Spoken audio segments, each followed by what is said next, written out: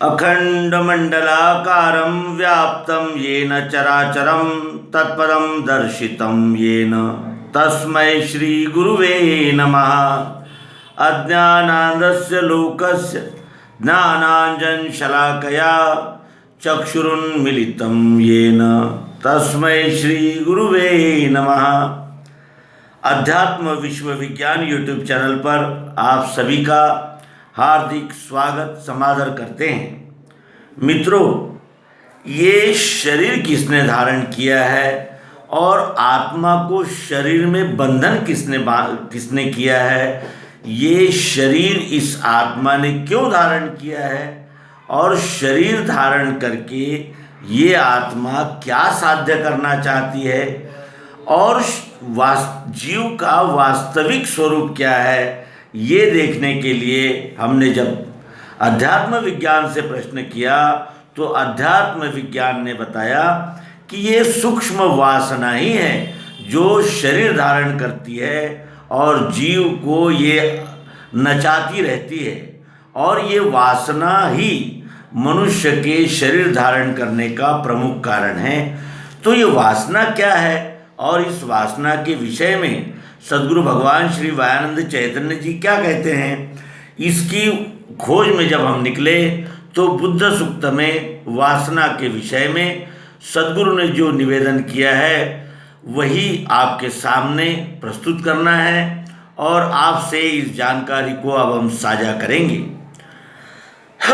बुद्ध सूक्त के पृष्ठ 41 से वासना के विषय में सूक्तियाँ एकत्रित की गई है जो अब क्रमशः हम देखेंगे। कहते हैं कि विश्व में स्फुरना वही व्यष्टि शरीर में वासना कही जाती है। विश्व में स्फुरना होती है, यानी स्फुरन होता है किसी कार्य का, वही इस व्यष्टि शरीर में वासना कही जाती है। यानी शरीर में है, व्यष्टि शरीर में है तो वो वासना है, और समष्टि में जब वही वासना समष्टि रूप ले लेती है तो वो स्फुरना बन जाती है। यानी स्फुरना ही हमारे शरीर में वासना का स्फुरन है। तो वासना का ही नाम बंध है, वासना का ही नाम बंध है। हम वासना से ही बंधे हुए हैं और वासना अक्षर प्रकृति के गुणों का कार्य है। वासना किसका कार्य है? क्षर प्रकृति के गुणों का। क्षर प्रकृति के गुण कौन से हैं? सत्वगुण, रजोगुण और तमोगुण। ये ही इस क्षर प्रकृति के गुणों का कार्य वासना के रूप में प्रकट हुआ है और द्वैत भावना के संग से भासती है। वासना किसी के विषय में होती है, यानी अपन ही द्वैत भूमिका में आकर व्यवहार करते हैं, उसी को वासना कहते हैं, और जो द्वैत भावना के संग से भासती है। वासना अनेक स्वरूपी है और जन्म वासनाबद्ध चित्त शक्ति को भासता है। जन्म किसको भासता है? तो वासनाबद्ध चित्त शक्ति को। और वासना के योग से सूक्ष्म देह अनेक स्वरूपी होता ही है। वासना के योग से वो सूक्ष्म देह अनेक स्वरूपी होता है, क्योंकि वासनाएं भी अनेक प्रकार की है तो इसके वासनानुरूप कर्म भी अनेक प्रकार के हैं। इस तरह और अंडजों से लेकर जरायुज श्रेष्ठ मनुष्य शरीर द्वारा वह द्वैत बुद्धि में प्रकट होती है। अंडजों से लेकर उद्बीज में वासना नहीं है, वो केवल भोगना ही भोगना है, और स्वेदज में भी वासना नहीं है, वहाँ भी केवल भोगना है। लेकिन अंडजों से लेकर जरायु श्रेष्ठ मनुष्य शरीर के द्वारा वह द्वैत बुद्धि रूप प्रकट होती है वासना, और प्रकृति चक्रांतर्गत व्यष्टि रूप दृश्य गति की वासना है। प्रकृति चक्र जो है पृथ्वी जल अग्नि वायु आकाश, सत्वगुण रजोगुण तमोगुण, इस चक्र के अंतर्गत व्यष्टि रूप दृश्य, यानी ये अलग है वो अलग है वो अलग है, इस तरह का व्यष्टि रूप दृश्य गति की वासना है। और वासना संग्रह बुद्धि का नाम है। वासना जैसी होगी वैसा ही शरीर बनेगा, और उसके शरीर का रूपांतरण अर्थात पुनर्जन्म राख मिट्टी इत्यादि में होता है। शरीर का रूपांतर किसमें होता है? राख में या फिर मिट्टी में। और वासना उत्पन्न होने का कारण व्यष्टि भाव बुद्धि धारण करने वाला काम है। वासना उत्पन्न होने का कारण व्यष्टि भाव बुद्धि धारण करने वाला काम है। काम अर्थात कामना, वासना, और ये व्यष्टि भाव बुद्धि धारण करने वाला क्या है? काम है, जो रजोगुण का धर्म है। काम ये रजोगुण का धर्म है। वासना में 3 गुण के स्वभाव रहते हैं। उसमें जिस गुण की प्रबलता कामाधिक्यता के कारण होगी उसे पुनर्जन्म प्राप्त होना, यह नियम अखंड गति के चक्र में ही है। यानी जिस गुण की प्रबलता, यानी जिस गुण की प्रबलता होगी, गुण 3 ही है, सत्वगुण, रजोगुण और तमोगुण। जिस गुण की प्रबलता कामाधिक्यता के कारण यानी वासना की अधिकता के कारण होगी उसे पुनर्जन्म प्राप्त होना, यह नियम अखंड गति के चक्र में ही है और मूल गति में बदल नहीं होगा। यद्वत किसी नदी के पुरोगामी अखंड गति में व्यत्यय न होते हुए अनंत बबूले पैदा होकर घूमते फिरते हैं, तद्वत यह जानना। तो मूल गति जो है, जो प्रवाहित गति है, अक्षर गति, उसमें कोई भी बदलाव नहीं होते, लेकिन उसमें जो अनंत प्रकार, जैसे उन्होंने उदाहरण दिया है कि यदि किसी नदी में बहते हुए जल पर जो अनंत बबूले पैदा होकर घूमते रहते हैं, उसी तरह ये जीव अनंत वासनाएं धारण करके घूमते रहते हैं। ऐहिक या पारलौकिक फलाशा से जो दान दिया जाता है वह संसार वृक्ष में भ्रमण कराने के लिए कारण होता है। ऐहिक यानी इस देह के साथ लगे हुए, या पारलौकिक यानी स्वर्ग मिलेगा, नर्क मिलेगा, इस प्रकार की जो ऐहिक या पारलौकिक फलाशा से जो दान दिया जाता है, यानी फलाशा रखकर जो दान दिया जाता है, वह संसार वृक्ष में भ्रमण कराने के लिए कारण होता है।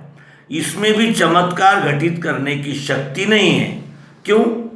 क्योंकि फलाशा से दान दिया है और दान का प्रतिफल चाहते हैं, तो इसमें भी चमत्कार की कोई शक्ति नहीं है, क्योंकि जैसा देना वैसा ही आगे तोल लेना, ऐसी वासना की रचना है। यानी वासना जिस प्रकार की होगी उसी प्रकार का फल आगे मिलेगा। वासना रूप सूक्ष्म वायु अर्थात प्राण दैवानुसार शरीर में कर्म भोग कर अन्य शरीर के भोग भोगने के हेतु निकल जाता है।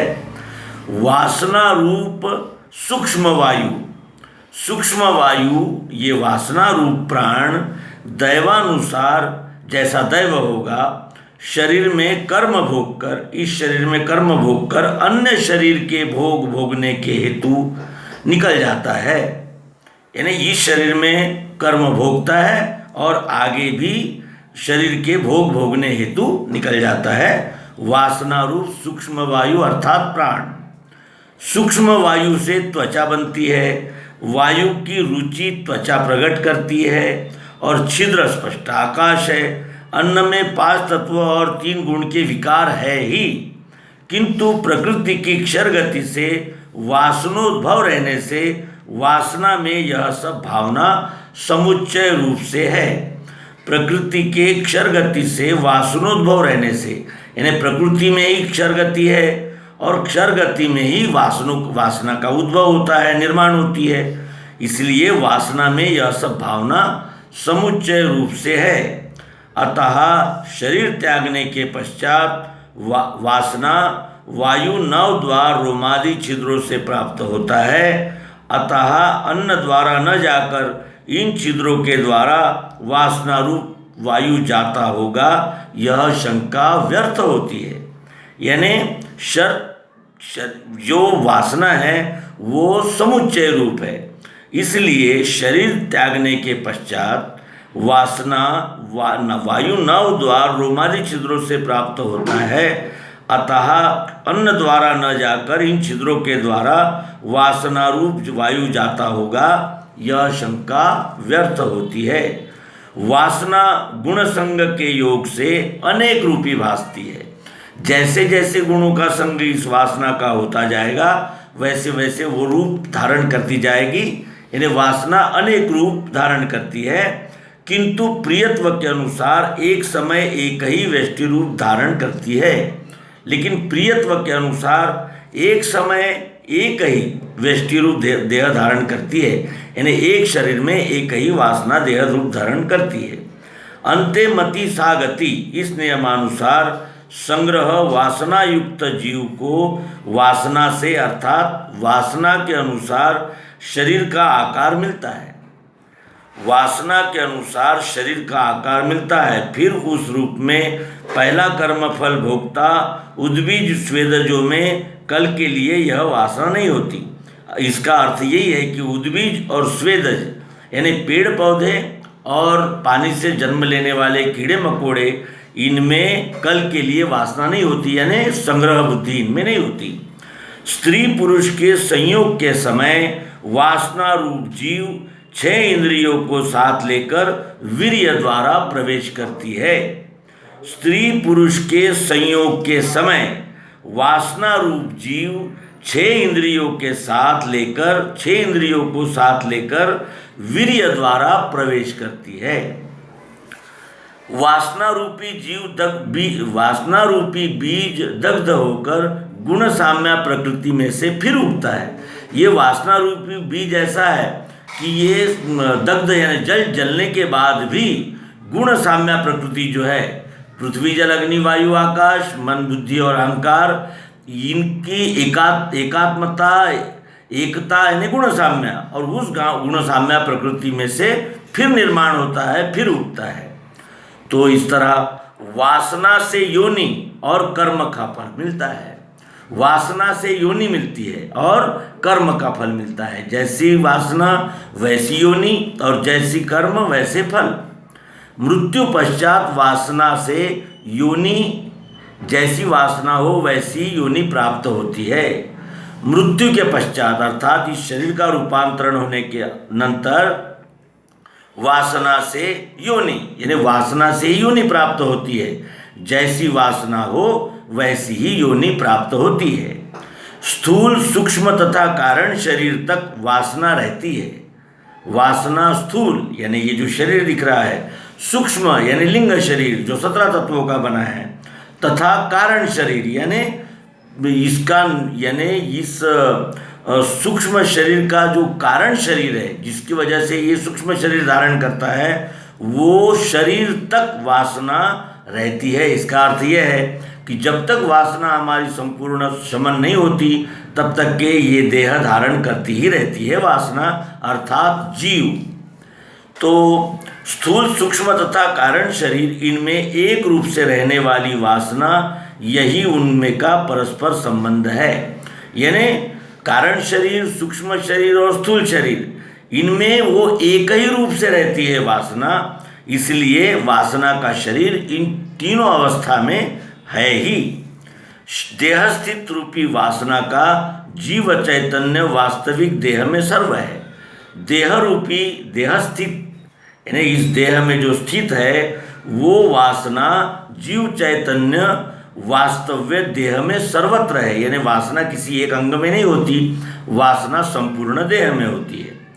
वासना अनंत रूप होने से अपरा की गुण लीला से है। वासना कैसी है? अनंत रूप है, इसलिए अपरा और परा ये दो प्रकृति है। तो अपरा की गुण लीला से ही ये वासना अनंत रूप होती है, अनंत रूप है। जड़ वस्तु में वासना गुण रूप से रहती है। जो जड़ वस्तु है उसमें वासना गुण रूप से रहती है। मनुष्य में गुण विकार रूप से रहती है। जड़ वस्तुओं में गुण स्वरूप रहती है, लेकिन मनुष्य में वही गुण विकार स्वरूप रहती है। वासना प्रकृति गुणों के विकार से है। प्रकृति गुणों के विकार कौन से हैं? उसी को पराजित करने को हुई है और स्वभावज है। ये स्वभाव से निर्मित होती है वासना, और प्रकृति गुणों के विकार से है। प्रकृति के गुणों के विकार कौन से हैं? तो सत्वगुण से काम, रजोगुण से लोभ और तमोगुण से क्रोध। ये क्या है? उस वासना के विकार है, यानी उस प्रकृति गुणों के विकार है। तो इन्हीं से वासना है और उसको प्रकाशित करने यानी वासना को ही प्रकाशित करने के लिए निर्माण हुई है। जो वासना गुण प्रकृति गुणों के विकार को प्रकाशित करती है और ये स्वभावज है, यानी ये नेचुरल है, स्वभावगत ही है। गुण ही वासना नहीं, वासना में 3 गुण है, सत्वगुण, रजोगुण, तमोगुण ही वासना नहीं है। वासना जो है वो वासना में 3 गुण है। और जीव व्यष्टि रूप वासना है। जीव का स्वरूप क्या है? तो व्यष्टि रूप वासना। व्यष्टि रूप अर्थात ये जो 3.5 हाथ का शरीर है इसी का रूप वासना है। और जीव का लिंग शरीर वासनामय है। जो 17 तत्वों का लिंग शरीर है, जो पुनः पुनः इस स्थूल शरीर को धारण करता है, वो कैसा है? वासनामय है। और वासना त्रिगुण युक्त है। वासना जो होती है वो 3 गुणों से युक्त होती है और गुणों से पंचतत्व है। गुणों से पंचतत्व है, यानी वासना गुण युक्त है, त्रिगुण युक्त है और गुणों से पंचतत्व है। अतः वासना में 5 तत्व भी है, क्योंकि ये तो कॉम्बिनेशन है। वासना से शरीर है। शरीर क्यों, किस वजह से है? वासना की वजह से। वासना से शरीर है। शरीर बिना वासना रह नहीं सकती। जो वासना रहेगी यानी निराकार साकार के बगैर रह नहीं सकते। वासना निराकार है, इसलिए वो बगैर शरीर के नहीं रह सकती। कर्मानुसार वासना अन्य नए शरीर की कल्पना करके पुराना शरीर छोड़ती है। कर्मानुसार वासना अन्य नए शरीर की कल्पना करके पुराना शरीर छोड़ती है। नए शरीर में प्रवेश पाने के लिए इसे एक क्षण भी नहीं लगता। यानी नए शरीर में प्रवेश करने के लिए इसे एक क्षण भी नहीं लगता। क्यों?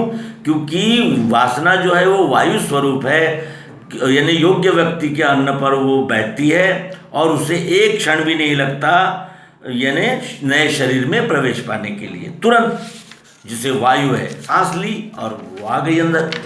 उसी तरह ये वासना अन्न पर बैठती है और अन्न के द्वारा जो भक्षण किया जाता है उसी से ये वासना उसमें प्रविष्ट हो जाती है, जिसके लिए एक क्षण भी नहीं लगता। फिर मृत्यु काल में जिस शरीर की धारणा करके वासना रूप जीव देह त्यागता है, उसी धारणानुसार कर्म रूप गर्भ द्वारा प्रवेश करता है। यह महत्वपूर्ण है। मृत्यु काल में जिस शरीर की धारणा करके वासना रूप जीव देह त्यागता है, उसी धारणानुसार कर्म रूप गर्भ द्वारा प्रवेश करता है। इसीलिए भगवान श्री कृष्ण जी अंते मति सागति यह सिद्धांत प्रतिपादित करते हैं कि अंत समय में भी जो भाव तुम्हारे हृदय में बसा रहेगा उसी के अनुसार तुम्हें आगामी जन्म प्राप्त होता है। तो इस तरह हमने वासना इस विषय में बुद्ध सूक्त की सूक्तियों का अध्ययन किया और इसमें दूसरा भाग आपको अगले अंक में हम प्रस्तुत करेंगे। आपसे अपेक्षा है कि आप इसे ध्यानपूर्वक सुनेंगे और आगे भी हम वासना के विषय में आपसे वार्तालाप करेंगे। नर्मदे हर सद्गुरु भगवान की जय।